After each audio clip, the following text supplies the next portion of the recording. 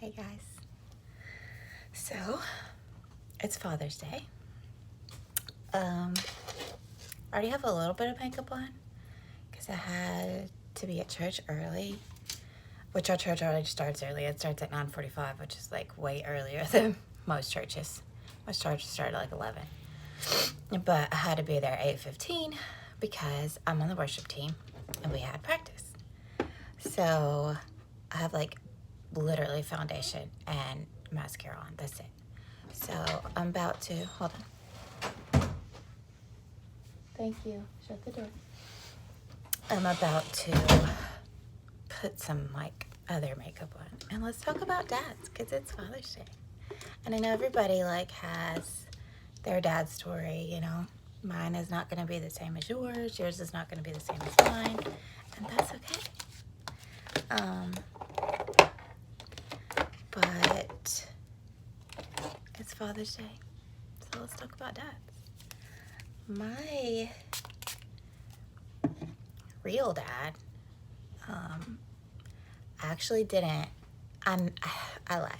So I was born in Texas on the Army base because my dad was in the Army. I lived there for only a couple months. I don't remember it, obviously. And then my mom left him because she found out he was cheating. Great, right? And my whole family's from Tennessee, like my mom's side. And so she moved back here to Tennessee. Well, then he wanted to reconcile and he came to Tennessee. Side note, he got dishonorably discharged from the Army for his shenanigans and like being out in the field doing stuff with women instead of his job, okay? Anyway, so he comes to Tennessee to try to like reconcile with my mother.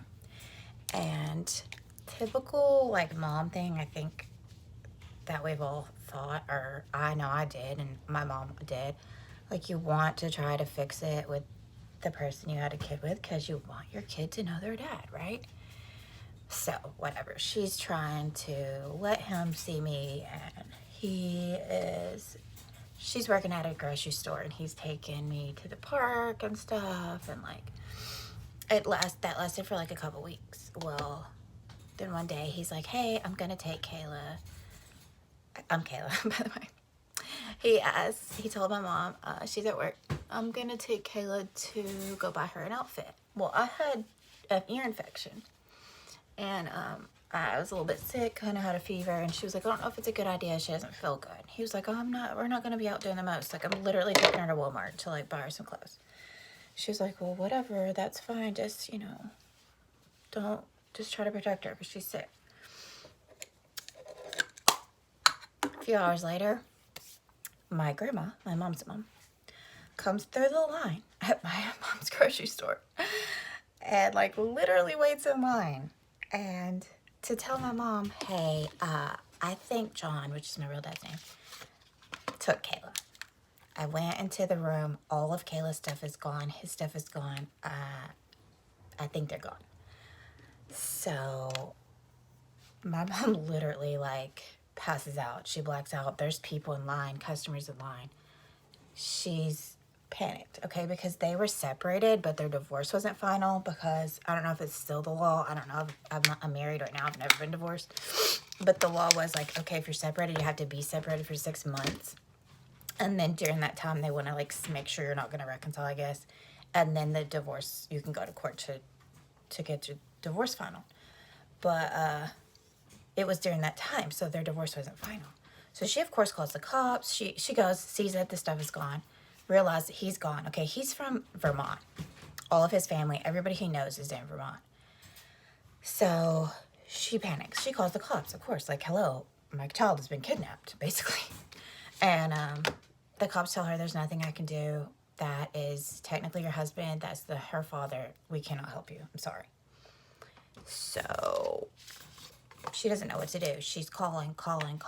She calls his mother who lives up there. And that's, for like, I think it was about 5 days, she told me she couldn't get a hold of anybody. He wouldn't answer. She wouldn't answer. Finally, she spoke to him and he said, yeah, I'm up here with her. And so she just gets on a plane. I'm talking about blind faith. doesn't know where she's going other than to the state of Vermont. And basically just like lies to my dad and says, listen, I want to work it out. I love you. Like, let's get back together, because she knew that was the only way that she was going to get me back, that she was going to see me, that he was going to allow her around me. His mother, my grandma, is a psychopath. Okay. Like, it was not even his idea. Okay. I'm finding out all this later. I learned this as an adult, but my mom finds out when she gets there. It wasn't even my dad's idea to take me. She wanted me for herself. I get there. I'm 10 months old at this time. I'm 10 months old. I'm up in Vermont. My mom finally gets there. He's buying the story that she wants to get back together, but my grandma, the lady, she was having me call her mom. If I cried, she wouldn't let my mom go to me. Like, she always kept my mom, like, in the other room. She would let her, like, feed me and stuff, but that's it. She told my mom that she was a bad mom, and the reason I needed to be took away is because she would like hug and kiss me a lot, and that was child abuse. That was weird and bad, and you don't do that. Like, maybe up in Vermont y'all don't do that, but in the South we love on our kids. I don't know. Maybe she's just crazy, because I think everywhere people like to love on their kids. Anyway, long story short, I was 10 months old at the time. It took until I was about a year and a half before they finally left her alone with me one day. They both left the house. I think they had some doctor's appointments or something, and they left the house. It was her one chance that she had been left alone. So she calls a taxi service, and she's like, listen, I don't even know the address of where I am at, because they had been very secretive the whole time, keeping mail from her. Like, I think they knew, like, she was going to eventually try to get away. And she called him, and she was like, listen, I don't know where I'm at. My mom is a deep believer in God. She was like, listen, I'm going to put a balloon on the mailbox. That is all I can tell you. I know, like, there's some landmarks. I was like, this building, over here somewhere, there's this building.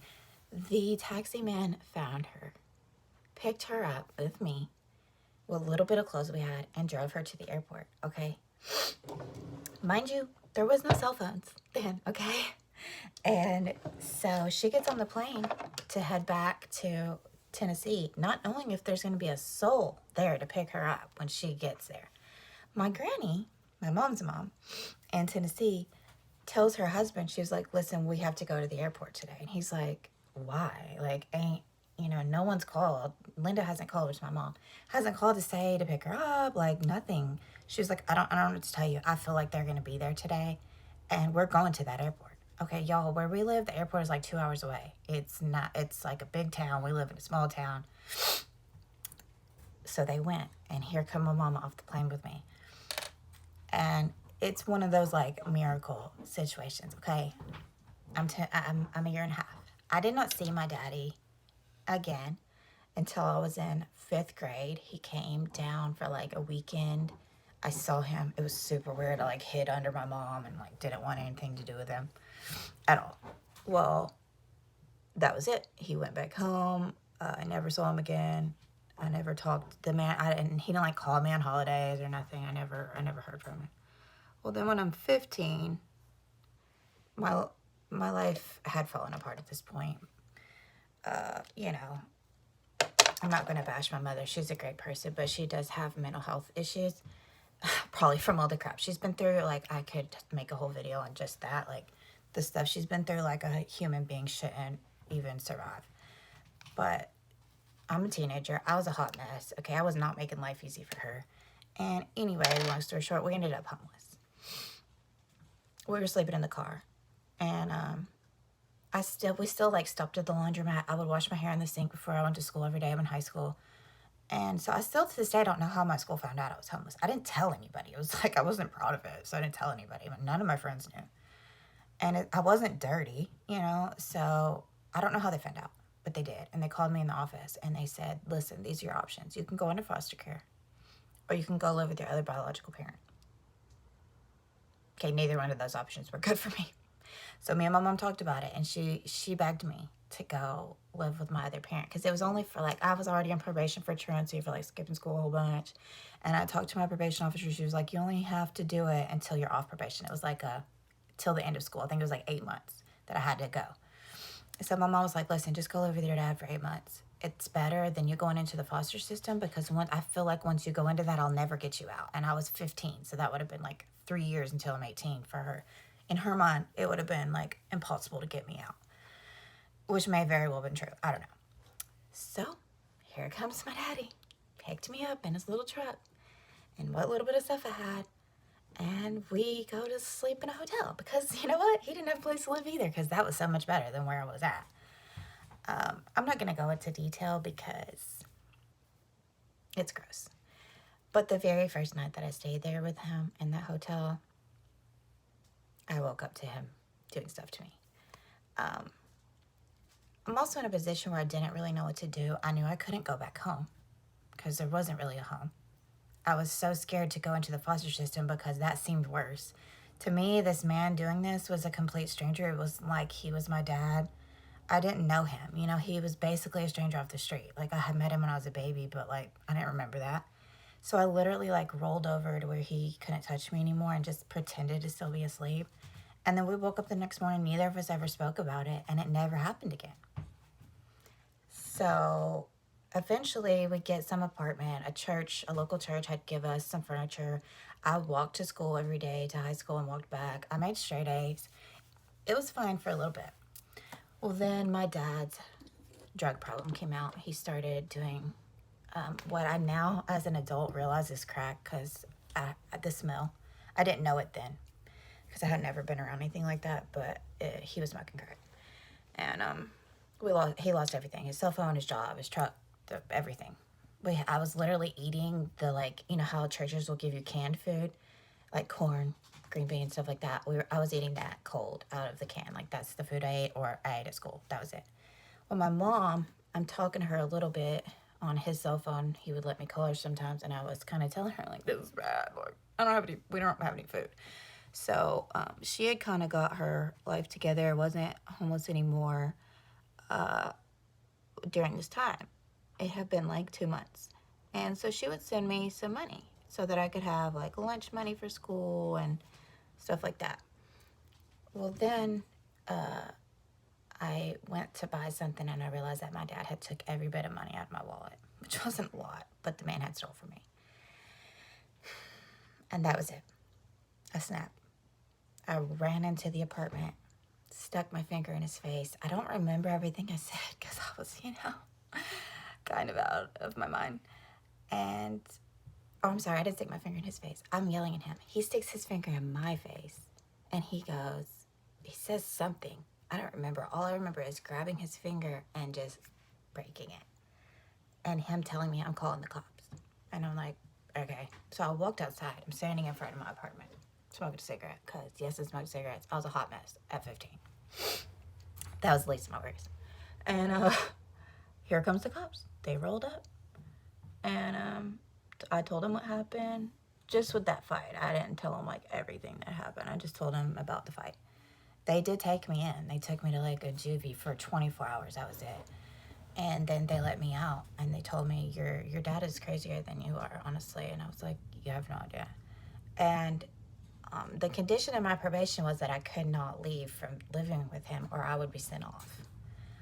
I called my friend who lived in the town here that I knew, and I was like, listen, you have to come and get me. I'm not staying here another night with this man. I don't care if they send me to kid jail. I'm not. And he came and got me. And on the way back to the town that I'm from, I called my probation officer, and I told her everything that happened except for the sexual part, because I didn't tell anybody about that till I was grown. And she literally, her exact words to me were, I think you've been through enough. I'm gonna let you off probation early. And she did. She let me off probation early, and I've not been in no trouble since then. Not like legal trouble. And anyway, so that was like right before I turned 16. And I get home. My mom's kind of got it together at this point, which is great. We lived. Then I turn 18. And my mom meets this guy who she's married to now. I'm 31. She's been married to him since I think they may have got married when I was 19, but she met him when I was 18. And he is the best thing ever. Like, y'all, I had a couple stepdads when I was growing up. One of them really loved my mom. He's great, worshiped the ground my mom walked on, hated me. The other one was just terrible in all respects and was just no good to her or me. So when I meet this guy I'm homes with now, when I first met him, I was not kind to him. I was like, great, another guy, you know, like, and I questioned him. I was like, yeah, it was just a butthole to him. That man was so patient, so kind to me. Not only that, he had 4 small children. I'm talking about 8, 9, I think 10 and 11. They're like stair steps. They have full custody of. And he didn't have to love me. He didn't have to deal with my crap. He didn't have to accept me with all my flaws and craziness and that really rough time in my life. But he never stopped. He didn't give up on me whenever I was a hot mess. He just loved me anyway. And I'm 31 now. She's still married to him. Still, like, me and my husband now argue over who loves him more, me or him, because my husband didn't have a dad growing up either. And so he's kind of like the dad to us both, and we both look up to him and love him so much. I have 3 daughters, all by 3 different dads. Yes, I know. Hashtag not proud of that. But that's what happens when you grow up without a dad. You're just lost and wayward and searching for love in all the wrong places, and that's how it happened. I'm not gonna hide from my testimony. That's just what it is. That was before I knew God. But one of them, my oldest, has a great dad. He's wonderful. He's involved in her life. He loves her. The other 2, terrible. But they have my husband, and he is great. And he is basically like to them what Paul, my stepdad, is to me, except for they didn't have to wait till they were 18 to meet him. They get him now. My youngest was 1 when I married my husband, and my middle one was 4.5, almost, I think she was 5. And that's wonderful. Like, so listen, not only that, but let's not forget that God is the father to the fatherless. So even if you don't have a happy ending story, like, yeah, my dad sucked, but I got a good stepdad, or, you know, whatever, you have a father. You have one. Okay, you can talk to him just like he's your daddy. You don't have to have some like well thought out prayer or like, oh, you can only talk to Jesus in like a certain way. No, I talk to God like he is my dad, best friend, but like how you would respect and love your dad. That's the same way. And for all the women or children, men, whatever, that do not have a dad, you do have one. So if you feel like on Father's Day you don't have a dad, I'm here to remind you that you do, and that he loves you. And aside from that, I'm here to remind you also that stepdads are an amazing blessing from God. And I'm so glad for the 2 that we have, that my children have and that I have. And blood doesn't make a daddy. DNA doesn't make a daddy. Love, time, effort, that's what makes a daddy. So I hope that y'all all enjoy your Father's Day. If you have a good man in your life, even if he's not blood related to you, even if he's not your stepdad, just someone that has helped you grow and that has given you advice and that has spent time and energy on you, tell him that you love him today. Hug his neck, because tomorrow isn't promised to you or to him. So don't take him for granted. Bye, guys, and have a good day.